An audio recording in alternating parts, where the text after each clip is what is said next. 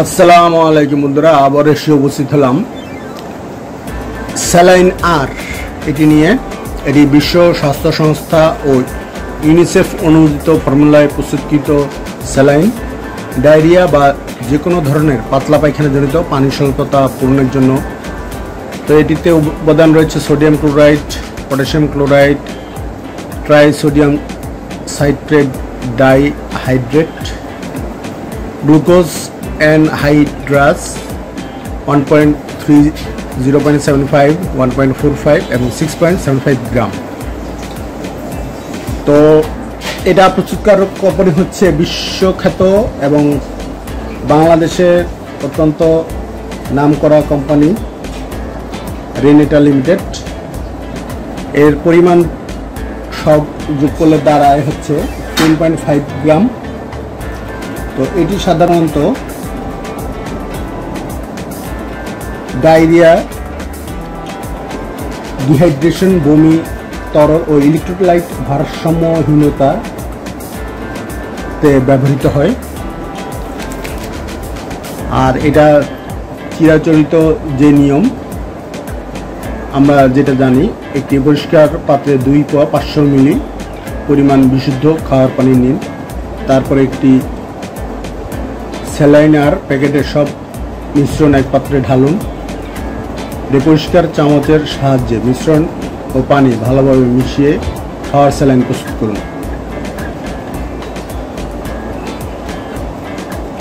নিম্নের নির্দিষ্ট নিয়ম অনুযায়ী রোগীকে খাওয়ার স্যালাইন খাওয়ান। খাওয়ার স্যালাইন খাওয়ানোর নিয়ম: বয়স 2 বছর কম, প্রতিবার পাতলা পায়খানা পর 10 থেকে 20 চামচ পরিমাণ স্যালাইন আর মিশ্রণ পানি খাওয়াতে হবে। বয়স 2 থেকে 10 বছর, প্রতিবার পাতলা পায়খানার পর আধা পোয়া থেকে 1 পোয়া স্যালাইন আর মিশ্রণ পানি খাওয়াতে হবে। বয়স 10 বছরের উপর, প্রতিবার পাতলা পায়খানা হবার পর 1 পোয়া থেকে আধা সের পরিমাণ স্যালাইন আর মিশ্রণ পানি খেতে হবে।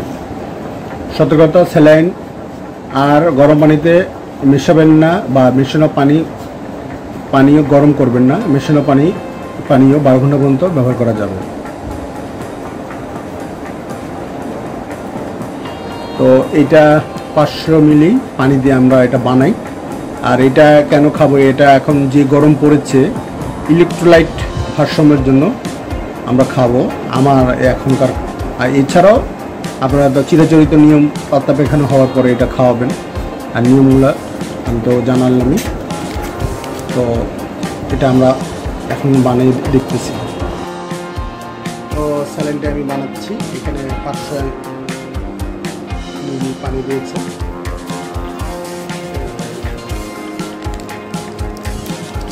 দিলাম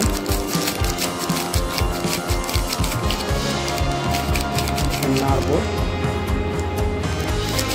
আর আপনারা গরমে যখন বের হন, যারা ডায়াবেটিস রোগী বা এরকম প্রচণ্ড গরমে একটু স্যালাইন রাখলে খেলে আপনার ইলেকট্রোলাইট যে ভারসাম্যহীনতা এটা দূর করবে।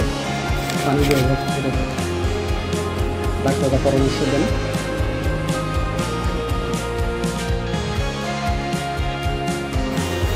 তো যে টপিকসে ছিলাম সেটা হচ্ছে ওর স্যালাইনে।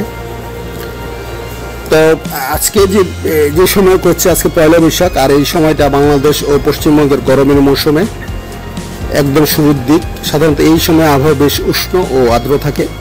এই সময় আবহাওয়ার বৈশিষ্ট্য তাপমাত্রা 35 থেকে 40 ডিগ্রি সেলসিয়াস পর্যন্ত উঠতে পারে। আর্দ্রতা বেশি থাকে, গরমটা আরও কষ্টকর মনে হয়। হিট স্ট্রোক, ডিহাইড্রেশন, ক্লান্তি এসবের আশঙ্কা থাকে।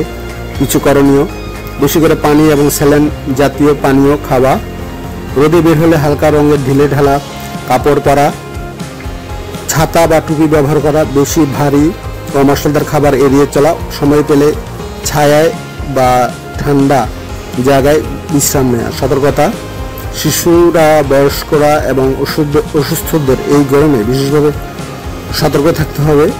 দিনে 2-3 লিটার পানি পান করার চেষ্টা করা উচিত। গরমের সময় দ্রুত ক্লান্ত বা মাথা ঘোরা লাগলে স্যালাইন বা লেবুর শরবত খাওয়া ভালো।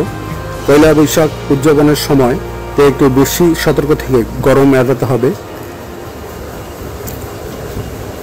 তো এই হচ্ছে ঘটনা। তো আমরা কোথাও গেলে বেশি করে পানি এবং স্যালাইন জাতীয় পানি খেতে পারি।